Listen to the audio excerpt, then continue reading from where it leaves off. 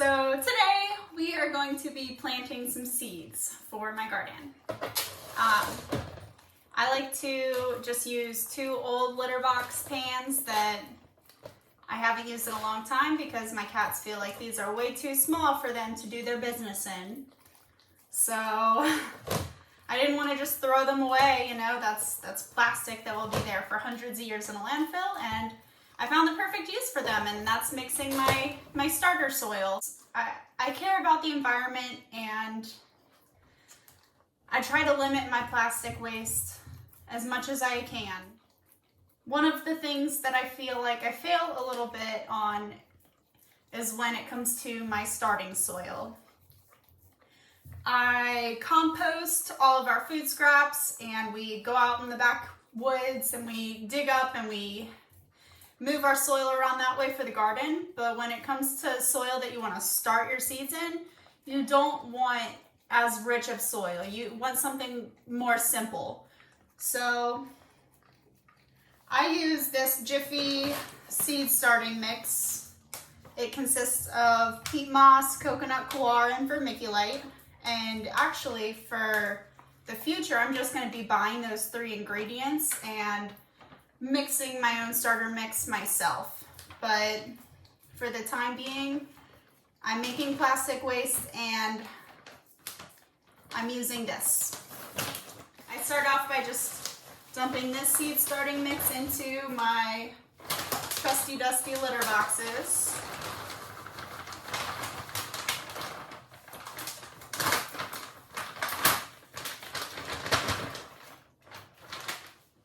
I've got these trays that have 18 spots in them.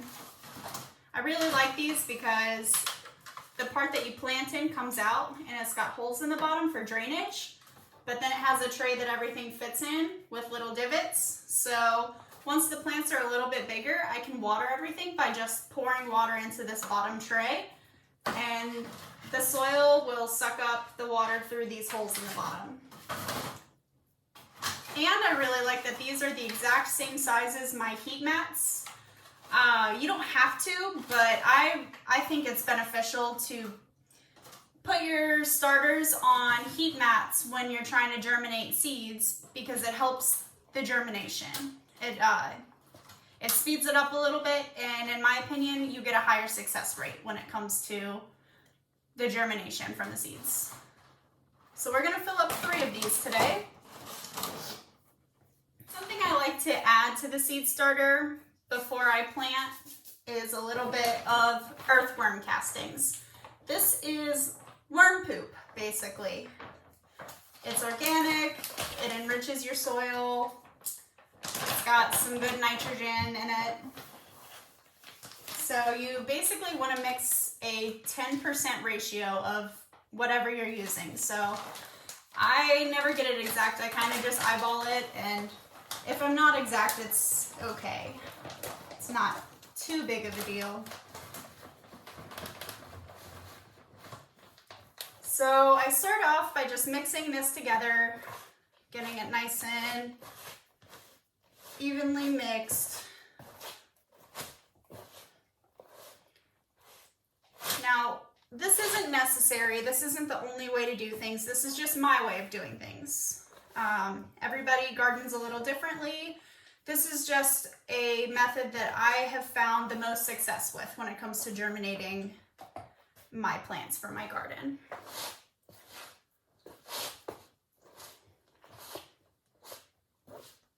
It's a little rainy outside, or else I'd be outside doing this, but it's just too cold and gross out, so. It's good though, it's getting the ground nice and wet in preparation for the garden. I like that. Okay. So once I feel like I have this pretty evenly mixed, then I'm gonna add water. So this is also something that's not necessary, but I have found that if I just start with this really loomy seed starting mix and I put the seeds in and then I water it, the seeds tend to get washed down to the bottom of the pot, and It's too hard for them to germinate and sprout up when they're so far down, because you're supposed to plant your seeds only 1/4 of an inch down or 1/8 of an inch down, depending on what seed it is. So I like to get my soil wet before planting the seeds instead of watering after I've put the seeds in the soil. That's always been the best method for me. So I start by just getting it nice and wet. So the consistency that I'm looking for is like coffee.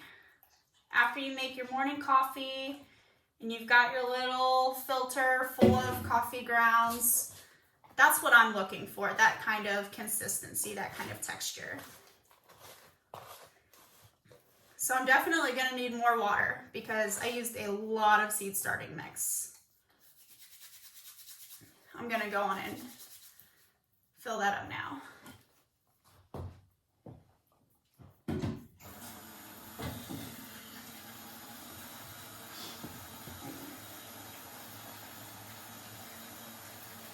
So my goal is for it to compact and not just completely crumble apart like this.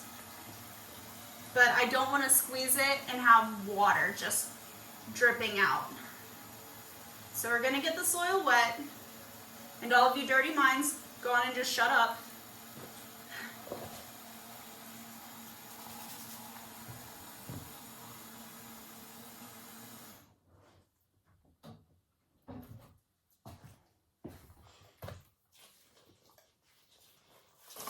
Oops.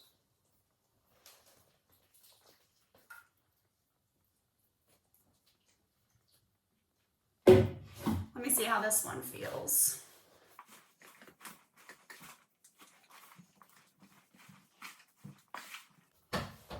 And don't worry, I wash these out really, really well before putting the soil in.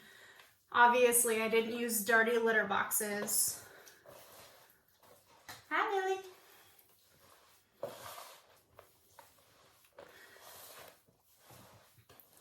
So this is getting closer to the feeling that I'm looking for. It still could use a tiny bit more water, but it's getting to the point where I can clump it together and it's not just falling apart. And when I squeeze it, I'm getting some drips of water, but not a whole lot. What's going on, Lily?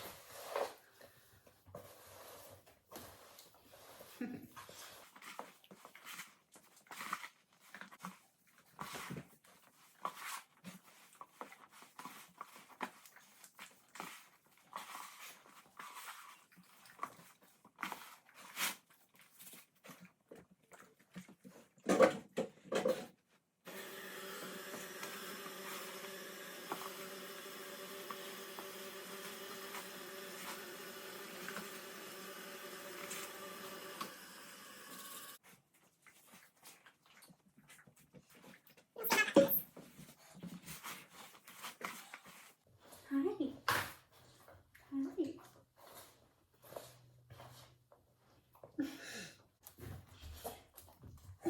Want to sit?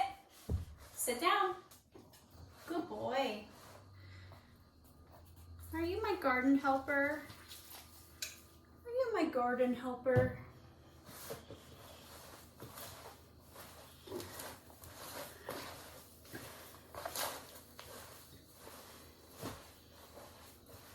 You better be my garden helper and not my garden destroyer. Right. Okay, so it's pretty wet. That's kind of the, stop, Franken, stop. It's pretty wet texture. That's kind of what I'm looking for. No, don't eat it.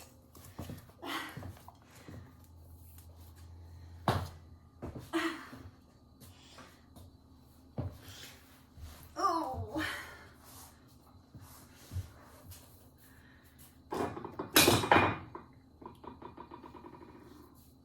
We don't eat it. It's not food.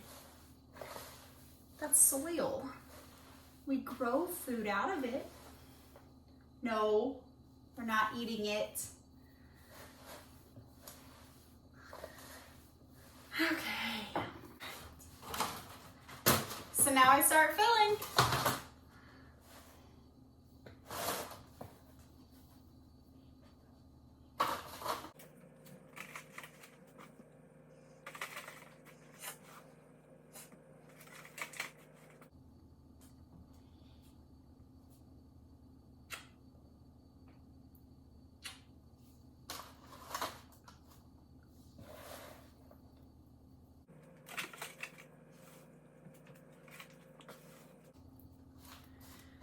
Okay, so after I put soil in the pots, I don't want to pack anything down, but I also don't want air bubbles. So I kind of just tap and shake a little bit back and forth so the soil settles down further into the pots. Once I do that, I'll notice there's some inch gaps, couple inches here and there that I just need to add more soil on top of. I don't want anything to be too seriously packed, but air bubbles are not good for root systems. So I really want to try to avoid air bubbles at all costs.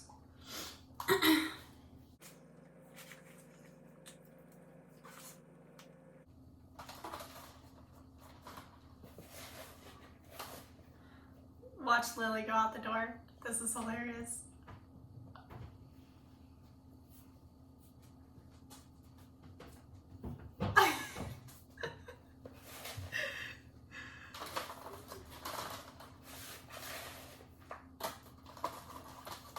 Hi, Bundy.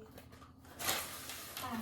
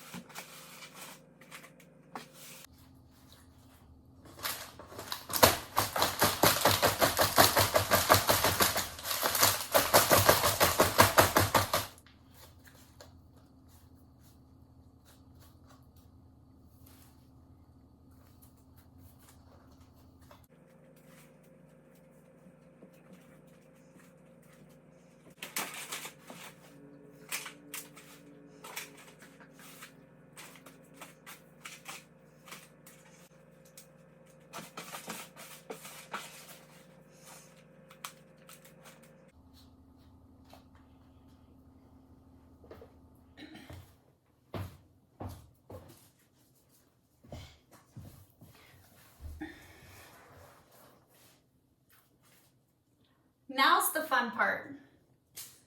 I am going to be planting tomato seeds first. So I've got 3 types, and all of them you generally plant, they all say the same thing, 1/8 of an inch into the soil. So I've got 18 spots. I'm doing 6 of each of these 3 types. And I use old landscaping plant plastic tags that I just write in permanent marker the type so I can keep track of everything. I try to reuse these instead of just throwing them away. I feel better environmentally about doing little things like this. So I'm going to start by just making my little tiny divots where my seeds are going to go.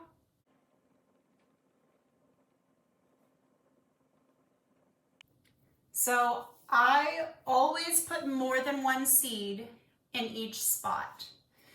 You never have full 100% germination, so I just like to increase my chances of having every spot grow a plant by putting multiple seeds. And then if both germinate, then later on in the process, once they're bigger, I'll choose the better one, the healthier looking one, and I'll cut the other one out. So starting with black cherry tomatoes.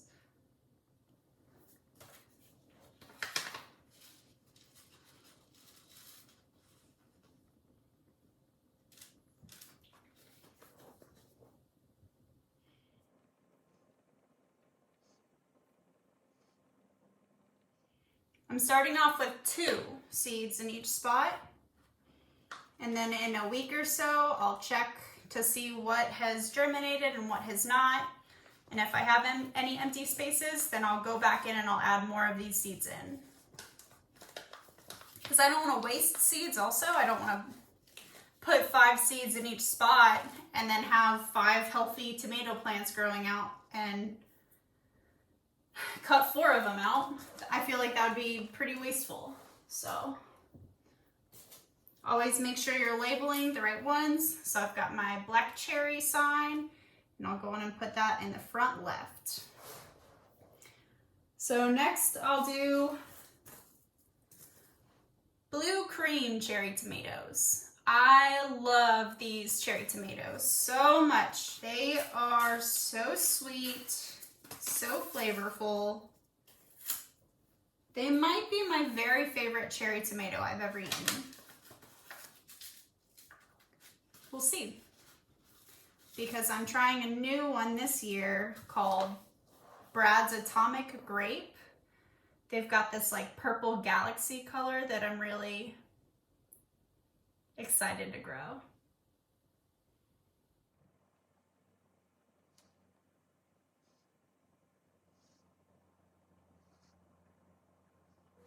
And then these are seeds I saved from one of my tomato plants from last summer. It's called Multiflora Yellow Cherry Tomatoes. And this is a extremely prolific plant. It produces these giant clusters of 20, 30 cherry tomatoes, and they're a little bit smaller, but they're really sweet, and it's just a really prolific plant, so figured we could get quite a bit out of it.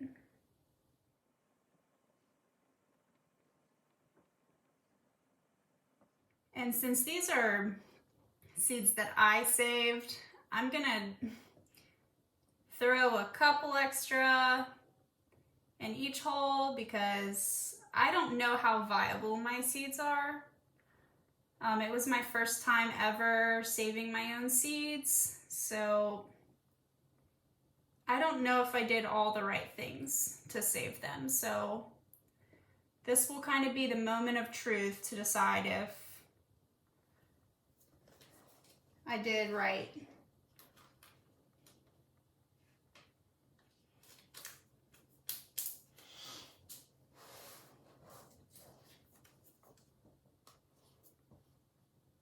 Something that I like to do, it's not necessary, but I like to take a spray bottle, and before I cover my seeds up, I like to just spray them a few times. I can see and make sure that they're not being pushed down into the soil very far, but I know that they're wet now. I can just be certain about it.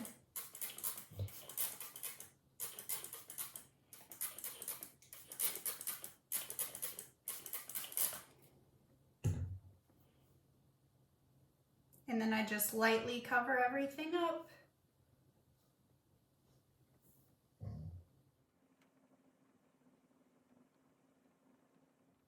And I'm not packing and pressing the soil down over the seeds. I'm just kind of lightly pressing it over them.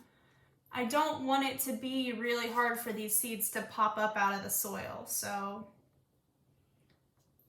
I'm taking care to not make it difficult for them. So there's one down, one out of the way. The next tomatoes I'm gonna plant are Bonnie's Best, medium-sized red tomatoes that look like the very classic tomato that you would think of.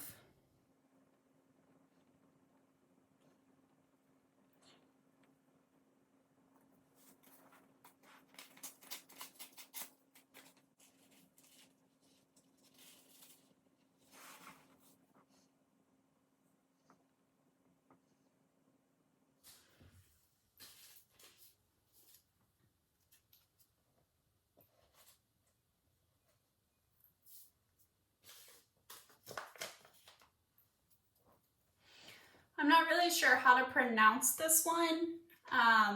It was a free seed that came with my seed order for these white tomatoes, so we're gonna try them out. I've never had a white tomato before, but I'm excited to try.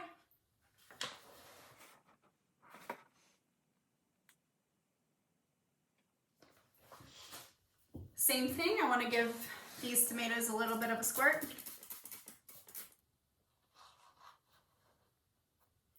And then I'm going to cover them up. Number 2, done. Okay. So for my last tray, I'm going to do Chinese eggplant. Very long, skinny eggplant. Some scarlet kale. And what you might know as dinosaur kale. The really long, skinny green leaves. I love that kale so much.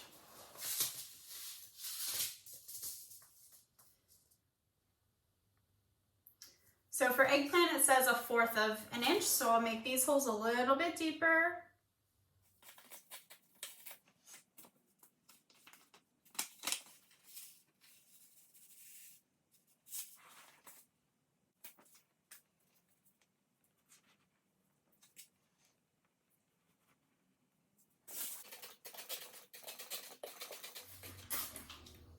Okay, now I cover all these up. All right, so now I'm gonna go put them on the heat mats. Okay, so I have my 3 trays I just planted in on the heat mats now. They fit perfectly, so they are the perfect size. You can see all the wires back behind them, but so I wanted to show you really quick the reason why I put multiple seeds in each spot. So for example, these are tomatoes that I planted a little over a week ago, and as you can see, we've got some where I've got 2 coming out. This happens from time to time where the seed doesn't come off and the little leaves can't grow and develop. I've tried to gently pull the seed off before and this happens. So I just ripped it off completely. So it happens, it's not a huge deal. So this guy obviously is not gonna make it. So I just go on and pull that out. But as you can see, I put multiple seeds, so we're good. We have one there already. I still sometimes, even by planting multiple seeds, will end up with some bare spots. You can see one back there in the right corner as well. Let's see. Up here, these are pepper plants. I've got 3 different types. These are cayenne peppers. These were 6 jalapeno peppers, and these are serrano peppers.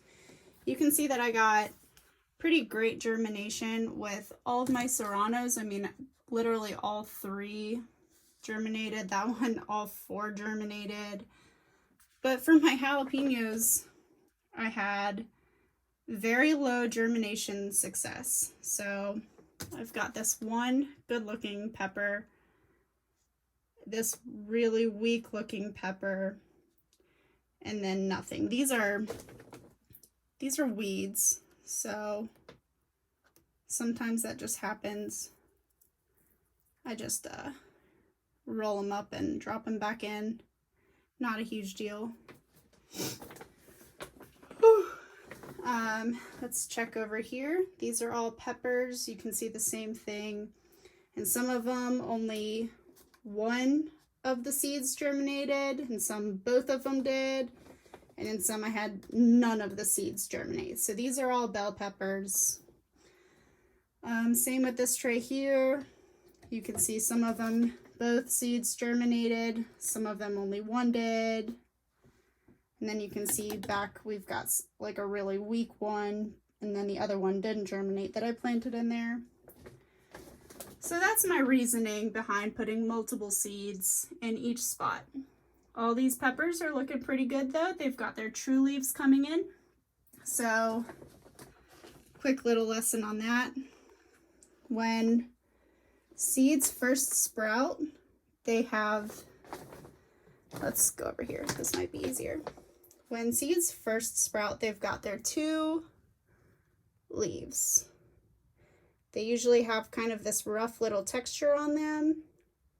This is how they first start getting sunlight to start growing, or in my case, grow lights. And then you start seeing the growth of the true leaves. So these little guys are the first set of true leaves. I've got some of these bell peppers. They're doing really good. They're starting to get their next set of true leaves. So let's check down here.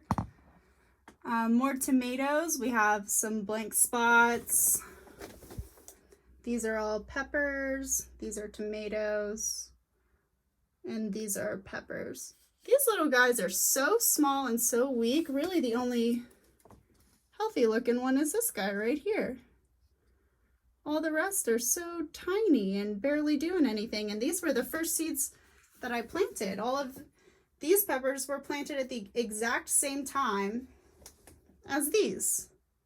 They're taking a lot longer to germinate. I don't know.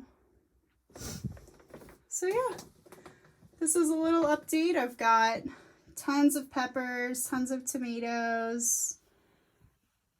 I'll give an update in about a week or so, and we'll see how germination's going for these. I can't wait to fill this giant grow tent up with all the plants that I'm going to be growing in my garden this year. At least the ones that I'm supposed to be starting indoors. Things are looking good. Feeling pretty good and excited about it. So something I'd like to remind you about is you do not have to start seeds indoors. You can wait until it's warm outside and we're not having any more frost to plant your seeds outdoors. The only reason I start indoors is to get a head start for the growing season. If my plants are a little bit bigger, they have a shorter time before when I transplant them outside and when they can start producing actual peppers and tomatoes and such. So I'm prolonging my growing season by getting a head start by starting things indoors. Also, as you could see in some of the seedlings I just showed, they're very small and fragile, and their chances of surviving and growing into bigger and stronger plants greatly improve by starting them inside and keeping them in a safe and protected environment, such as a little greenhouse or your windowsill or something bigger like my grow tent. It's not necessary. You don't need the heat mats. You don't need the grow lights. These are all just things that I do to help ensure that I have as much success as I possibly can. That's not saying that I can't have success without these things, but I am taking my garden extremely seriously this year, and I'm trying to grow as much food as I possibly can, so I want to make my odds greater for having that type of success. Remember that this is not the only way to do it. There's many ways to start seeds. They don't have to be in fancy trays. You can use leftover plastic containers from different, like if you have a butter tub, for example. I use butter tubs for my onions, and I'll be making a video sometime soon of me planting my onion seeds. I just like to use my heat mats for all of my germination, so I have to wait until these 3 trays I just planted are germinated. I'll move them off the heat mats and I'll start some more seeds and put those all on the heat mats. So I'm getting really excited. It's all feeling super real now. So there you have it. I hope you enjoyed today's video. I hope you learned a little bit from it, and maybe you can use some of these tips for starting your own seeds for your garden. I wanted to wish you a happy growing, and thank you so much for taking the time out of your day to watch my video. I really appreciate it. If you have any questions or comments, please leave it down below, and I'll get back to you as soon as I can. And I just wanted to remind everybody that you should take a break today to look in the mirror and tell yourself how amazing and awesome you are. Don't ever forget that. Thank you, and have a wonderful, fantastic, fabulous day. Bye.